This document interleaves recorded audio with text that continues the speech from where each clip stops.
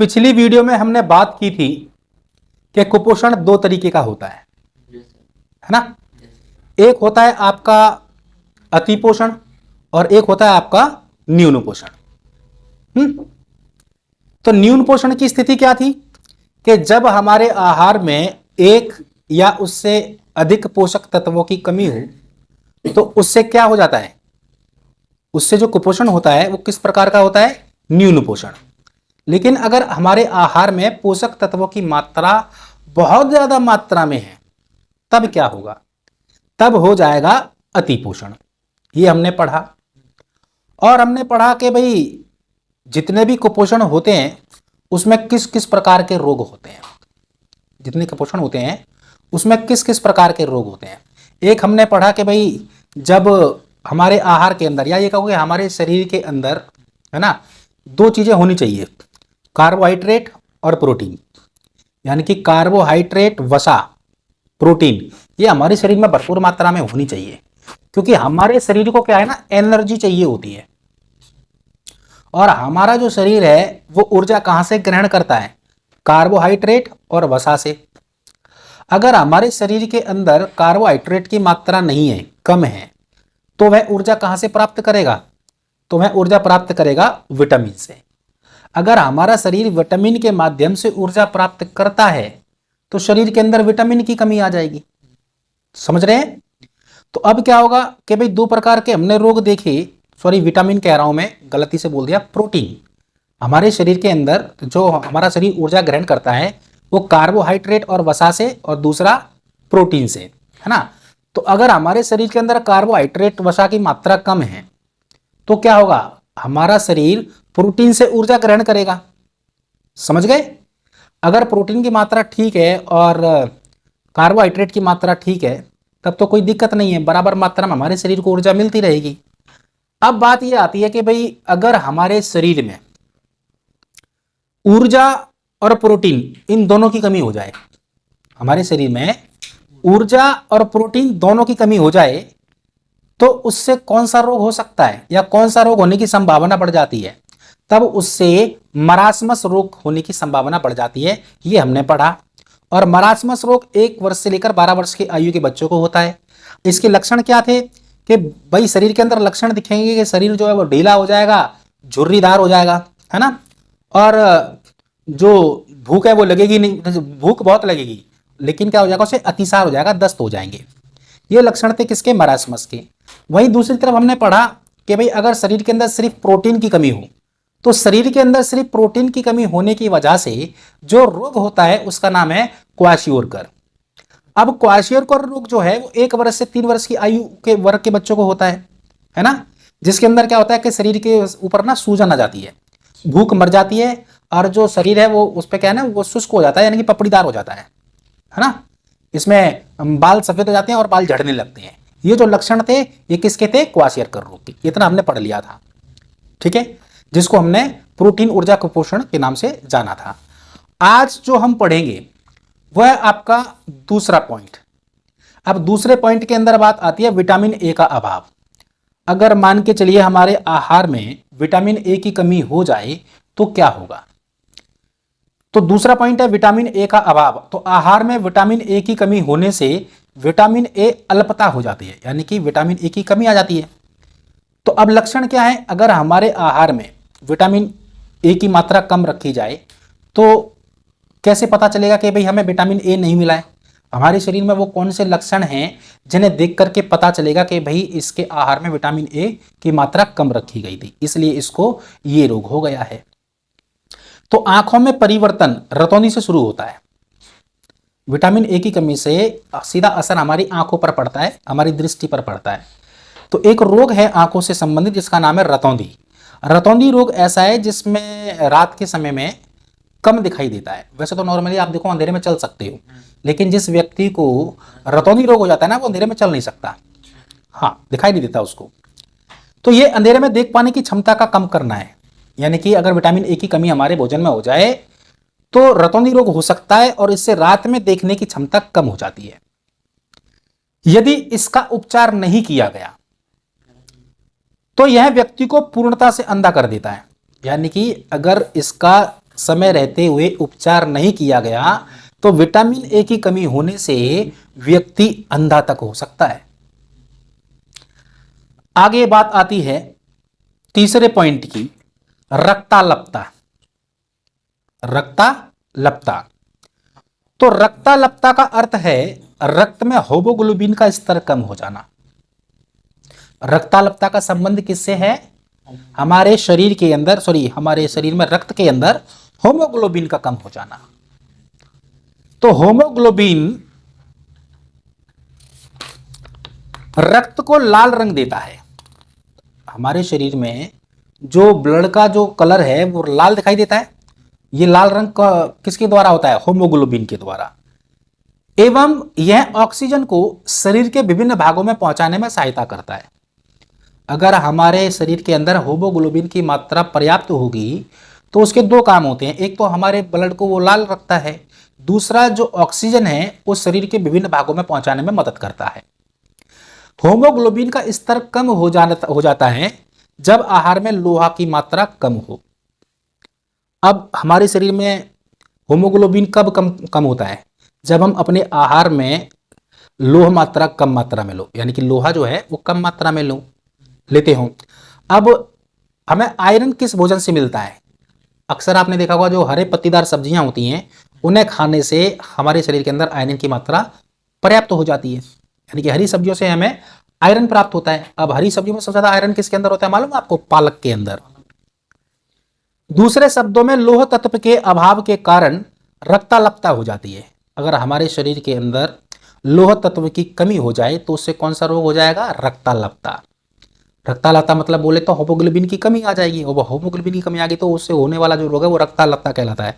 रक्ताल्पता जब फॉलिक अम्ल, जिसे फॉलिक एसिड कहते हैं, एवं विटामिन B12 की आहार में कमी हो जाती है तब भी रक्ताल्पता हो जाता है।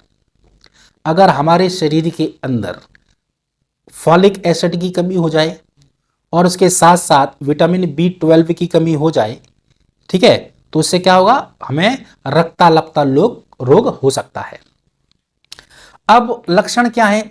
वो कौन से ऐसे लक्षण हैं हमारे शरीर के अंदर जिसे देखने से पता लगता है कि हमें या उस व्यक्ति को रक्ताल्पता रोग हो गया है? तो सामान्य शारीरिक कमजोरी। तो हमारे शरीर में सामान्य रूप से शारीरिक कमजोरी देखने को मिलेगी। व्यक्ति थकावट एवं सांस फूलने जैसी शिकायत करने लगता है। भूख मर जाती है, भूख लगती नहीं है। जीवा, आंखों का सफेद भाग एवं नाखूनों में पीलापन, नाखून पीले हो जाएंगे। आंखों में जो सफेद भाग है वो भी उसमें भी पीलापन आ जाएगा। जीभ जो है वो पीली हो जाएगी। हाथ एवं पैरों की उंगलियों में सुई चुभने का एहसास, यानी कि हाथ पैर जो है वो सुन्न होना शुरू हो जाएंगे। फटे हुए एवं चम्मच के आकार के नाखून हो जाएंगे।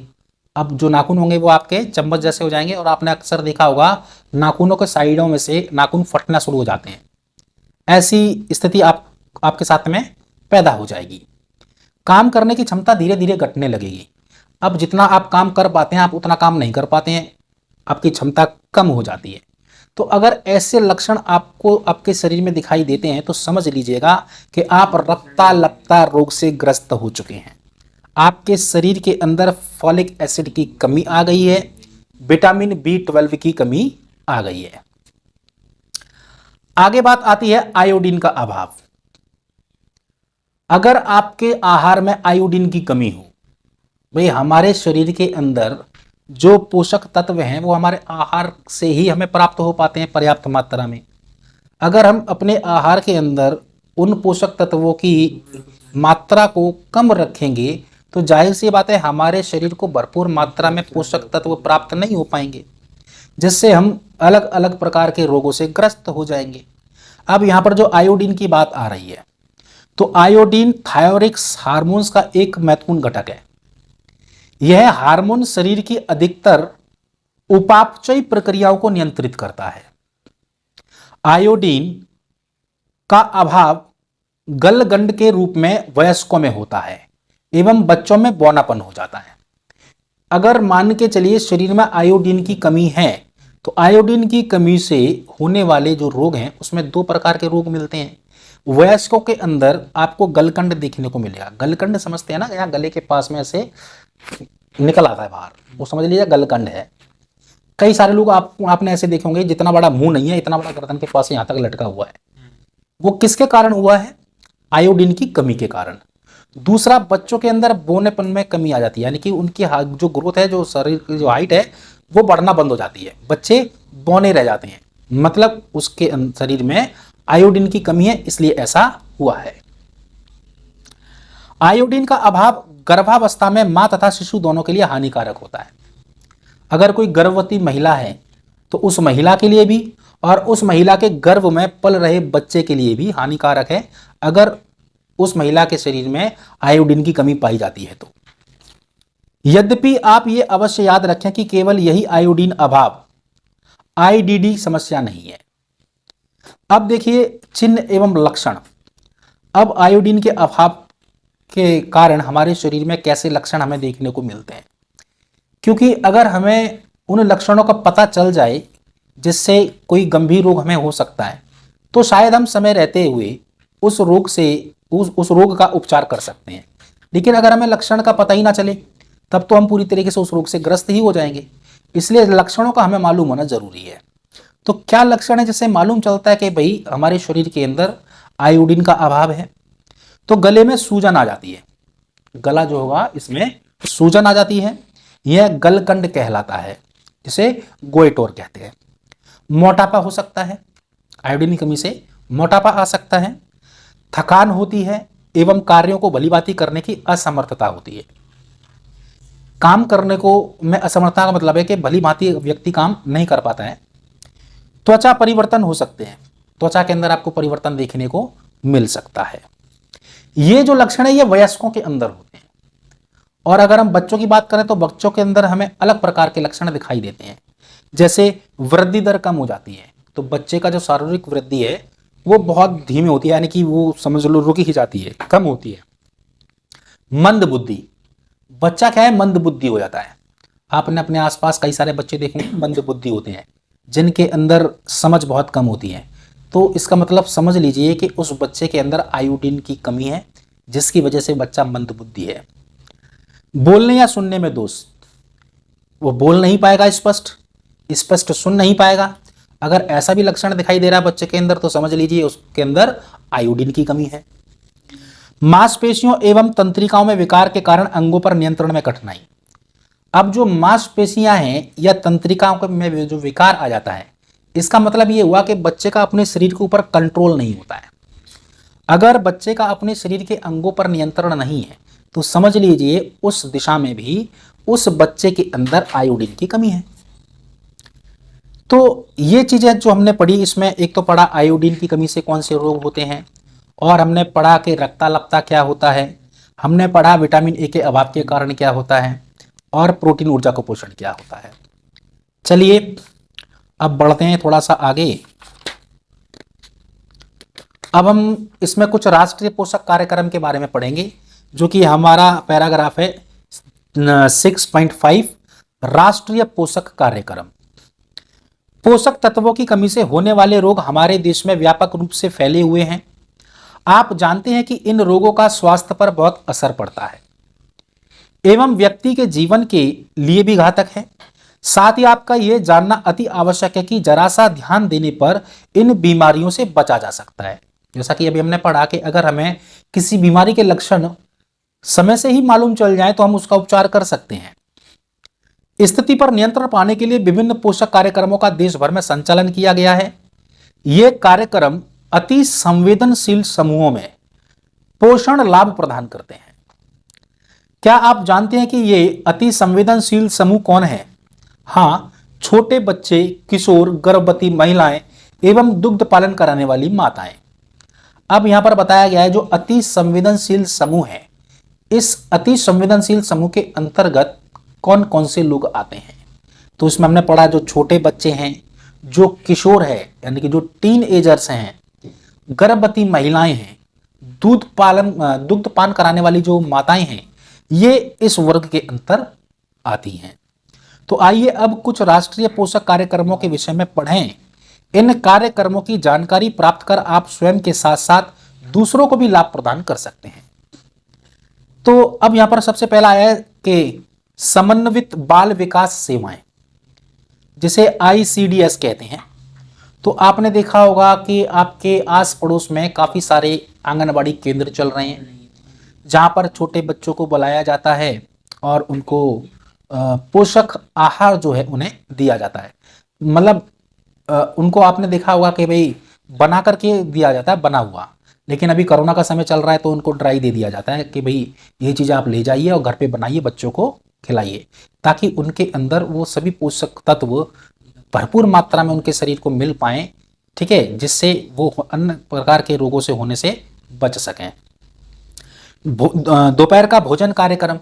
अब दोपहर का जो भोजन कार्यक्रम है, आपने देखा होगा कि 6 वर्ष से लेकर के जो 14 वर्ष के आयु वर्ग के बच्चे होते हैं स्कूल में पढ़ने वाले, गवर्नमेंट स्कूल के अंदर, तो उन्हें रिसर्च पीरियड में यानी कि आधी छुट्टी में आपने देखा होगा कि एक कार्यक्रम चलाया गया दोपहर में भोजन का, तो उन्हें स्कूल से ही खाने के लिए दिया जाता है और जो भी उन्हें खाद्य पदार्थ दिया जाता है वो पोषक तत्वों से भरपूर होता है।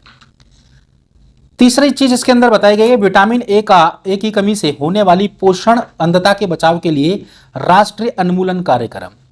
तो अब विटामिन ए की कमी से जो होने वाला रोग है उससे बचाने के लिए राष्ट्र के अंदर उन्मूलन कार्यक्रम चलाए जा रहे हैं, यानी कि विटामिन ए की कमी देश के अंदर किसी भी वर्ग विशेष के व्यक्ति को नहीं होनी चाहिए, चाहे वो बच्चा हो चाहे वो वयस्क हो। इसके ऊपर कार्यक्रम चल रहा है।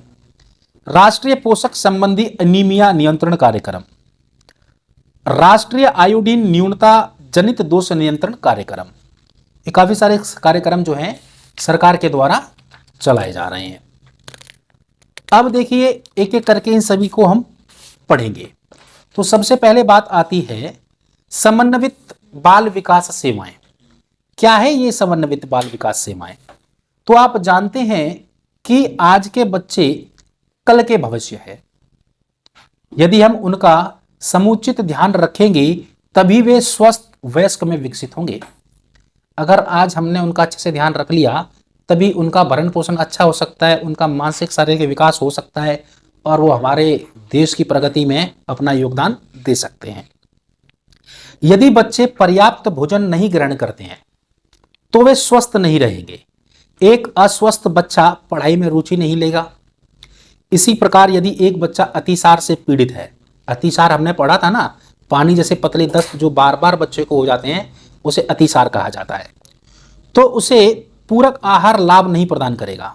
अब अगर बच्चे को अतिसार हो गया है तो वो चाहे कुछ भी खा ले उसके शरीर को नहीं लगेगा एवं यह बच्चे के पोषण स्तर को नहीं सुधारेगा। अतः यह आवश्यक है कि उसे पोषण, स्वास्थ्य सेवाएं तथा शिक्षा का संपूर्ण लाभ एक साथ दिया जाए। इसलिए ICDS कार्यक्रम हमारे देश में चलाया जा रहा है। यह सफल इसलिए हुआ क्योंकि बच्चों के जो भी विकास एवं वृद्धि के आवश्यक कारक है इनमें अंतर्निहित हैं। अब ICDS निम्न की व्यवस्था करता है। अब ICDS के द्वारा क्या क्या व्यवस्था की गई है तो यहां पर नीचे दिए गए हैं, देखो क्या क्या व्यवस्था यहां पर दी गई है। तो सबसे पहली बात है टीकाकरण, है ना, इम्यूनाइजेशन। तो आपने देखा होगा समय समय पर जो छोटे बच्चे होते हैं उनको टीके दिए जाते हैं। स्वास्थ्य की नियमित जांच, स्वास्थ्य सेवा के लिए रेफर करना, साधारण बीमारियों का इलाज। तो भाई जो बीमारियां साधारण हैं उनका इलाज तुरंत कर दिया जाता है, जो बीमारियां गंभीर हैं उनके लिए उन्हें बड़े अस्पतालों में या दूसरे स्वास्थ्य सेवा केंद्रों में रेफर कर दिया जाता है।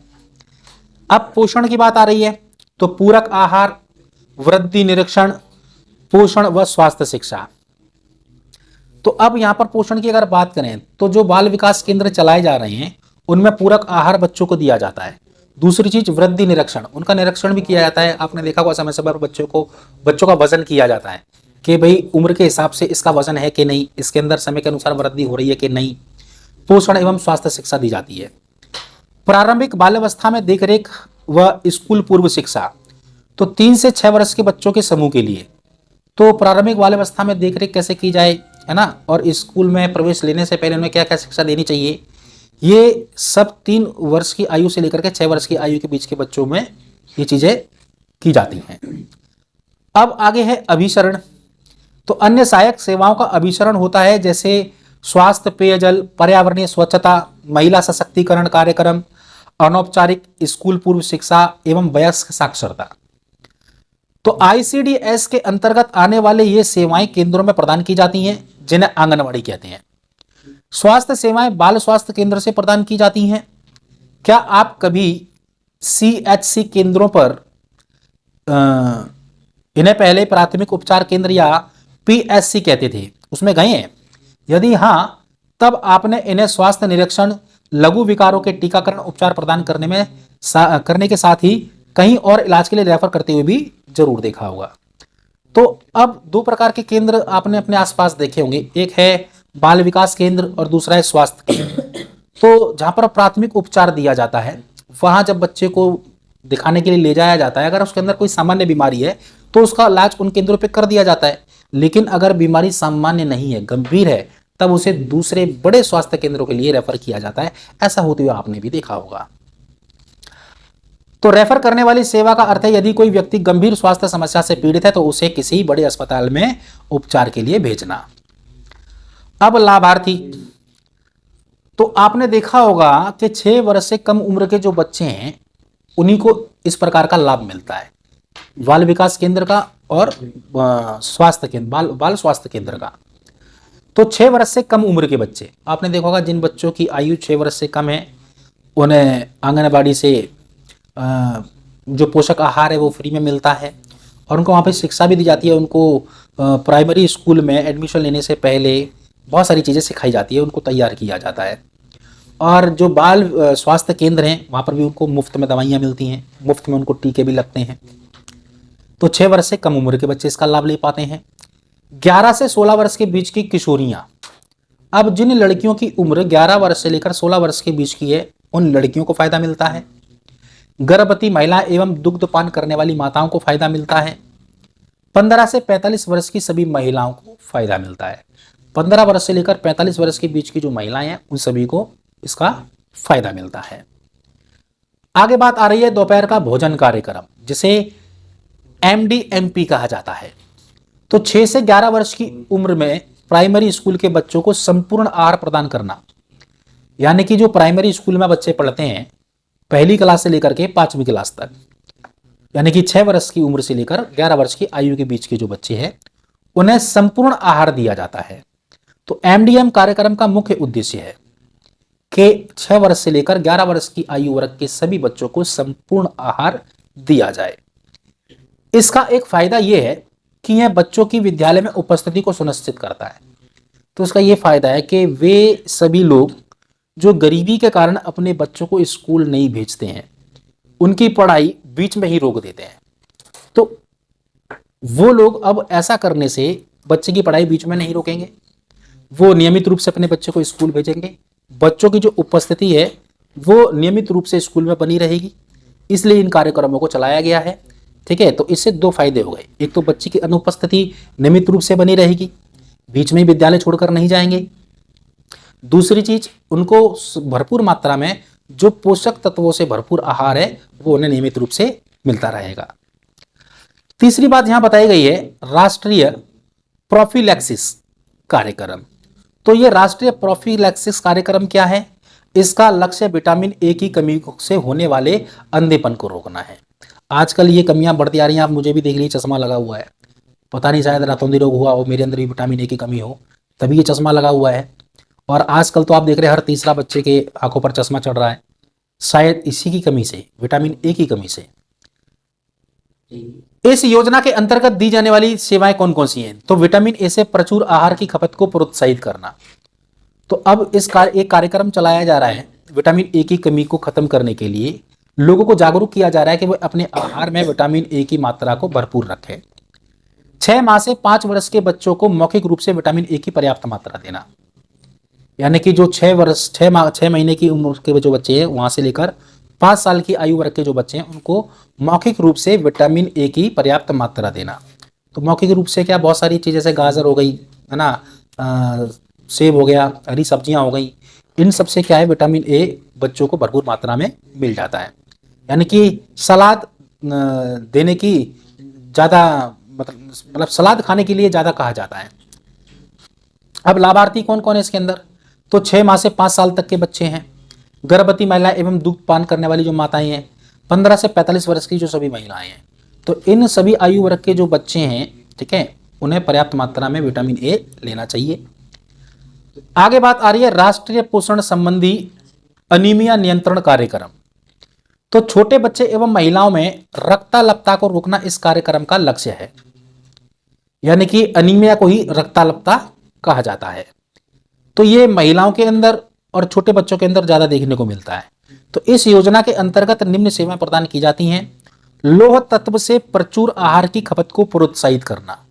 तो लोगों को प्रोत्साहित किया जाता है कि वे अपने आहार में लौह तत्व की मात्रा को ज्यादा रखें, यानी कि वे ऐसा आहार ग्रहण करें जिसमें लौह तत्व की मात्रा ज्यादा हो।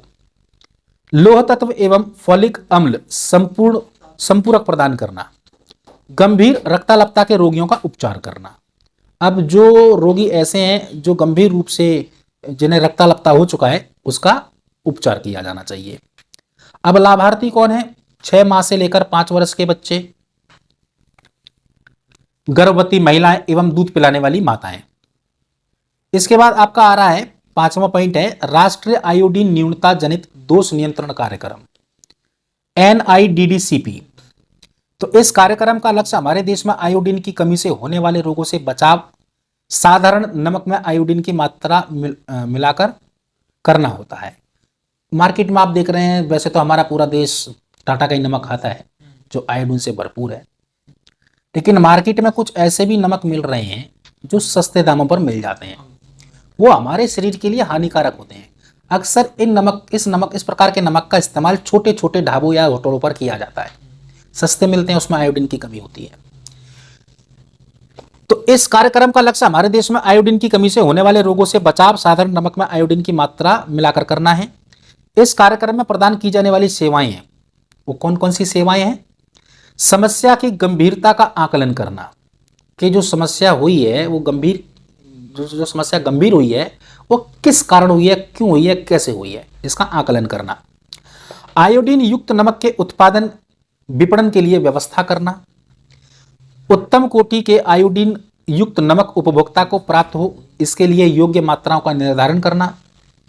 सरकार यह सुनिश्चित करती है कि जो भी नमक का उत्पादन हमारे देश में किया गया है उपभोक्ता के पास जाने से पहले वह पूर्णतः आयोडीन युक्त हो। लोगों को आयोडीन युक्त आहार के विषय में जागरूक करने के लिए भी कदम उठाए गए हैं। तो यहां तक आज हमने पढ़ लिया है। आज की ये वीडियो मैं यहीं पर समाप्त करूंगा। आगे वैसे तो ये चैप्टर खत्म ही हो चुका है, ये 6 चैप्टर हमारा खत्म हो चुका है, ठीक है। इस 6 चैप्टर में जो जो चीजें आपसे पूछी जा सकती हैं वो सब हमने पढ़ ली है। आगे मिलता हूं एक नए चैप्टर के साथ, तब तक के लिए बाय बाय।